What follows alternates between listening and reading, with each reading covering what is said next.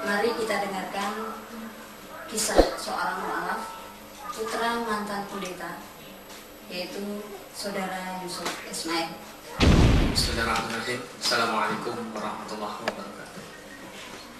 A'udzubillahi bismillahirrahmanirrahim wa ala alihi wa sahbihi wa man wala wa la hawla wa la quwwata illa billah. Asyhadu an la ilaha illallah wahdahu la syarika lah wa asyhadu anna Muhammadan abduhu wa rasuluh la nabiyya ba'da.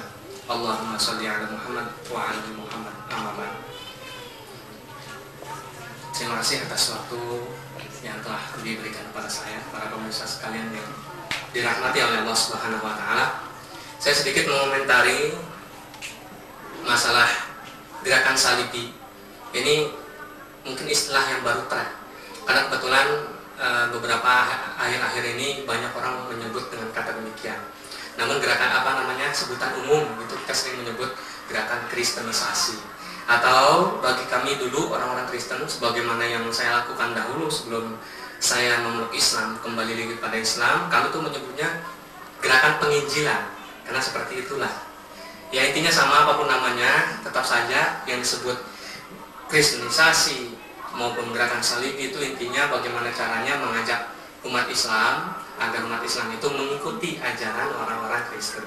Inilah yang menjadi kesepakatan internasional gerakan misionaris dan Zionisme dunia, bahwa sesungguhnya gerakan kristenisasi itu tujuan utamanya bukan untuk membaptiskan orang Islam, tetapi bagaimana caranya memisahkan orang Islam dari ajarannya, atau menceraikan orang Islam dari ajarannya, menjauhkan orang Islam dari Allah Subhanahu wa taala. Itulah target utama mereka. Adapun target usaha untuk membaptiskan ini adalah target-target kedua. Karena kalau setelah satu desa itu penduduknya itu sudah mulai jauh dari Allah, nah ini akan lebih mudah masuk, lebih mudah menarik mereka, menjebak mereka untuk jadi Kristen. Ketimbang satu desa masih kuat, belum dihancurkan akidahnya, belum dipisahkan antara mereka dengan Allah, itu lebih susah lagi.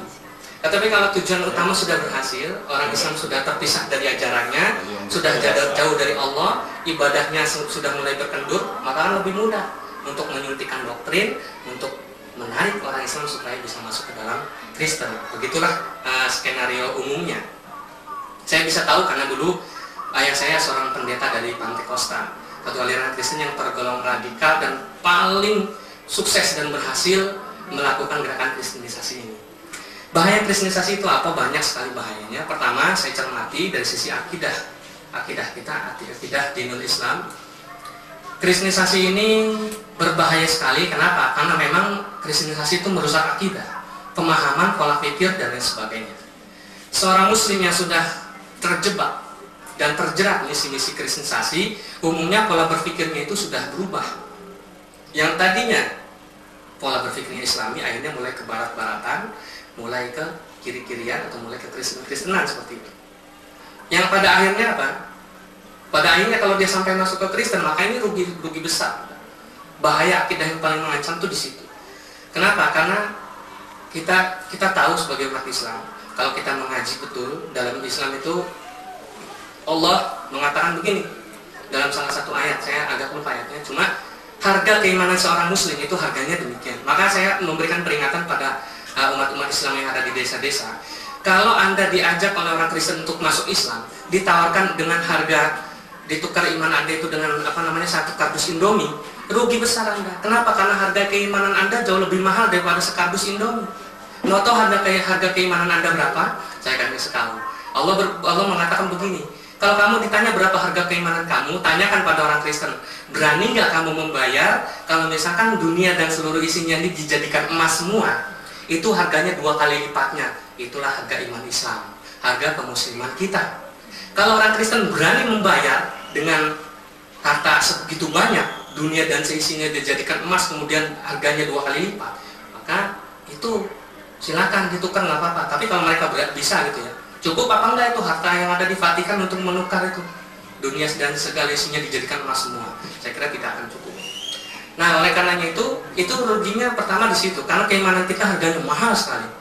Islam itu ibaratkan mutiara yang sangat mahal dan sangat berharga sekali, yang harus kita lindungi dan kita jaga siang dan malam bahkan. Kemudian yang kedua, bahaya sekali secara psikis.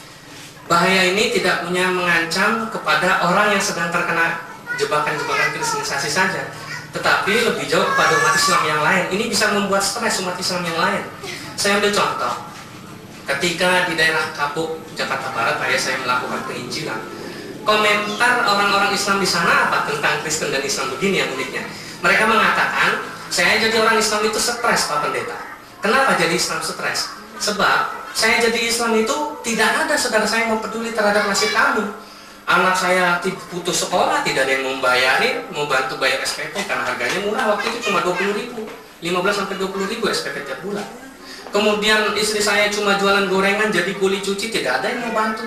Itu pun dihina dan dicaci maki, majikannya orang Islam juga.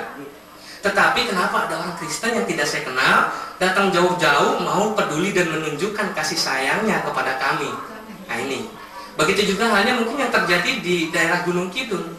Ketika ada orang-orang di daerah Gunung Kidul kekurangan air, orang-orang Kristen itu mau dan rela mengeluarkan dana sekian ratus juta. Bahkan kalau tadi kesaksian dari Pak Ragil, Pak Agustinus Ragil Wibawa yang memiliki nama Islamnya Abdullah Syahid, dia tiap hari itu mau mengeluarkan dana 1 miliar dan lain sebagainya.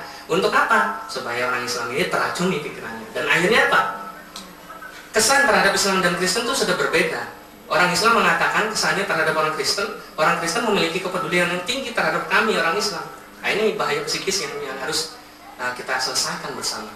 Oleh karenanya bahaya ini harus kita selesaikan, dan bahaya-bahaya tadi itu banyak mengancam kita. Sehingga di waktu yang singkat ini dua itu bahaya yang mengancam. Insya Allah nanti dengan saran kita bisa sambung lagi. Demikian Mbak Tuti yang bisa saya komentari mengenai bahaya kristenisasi.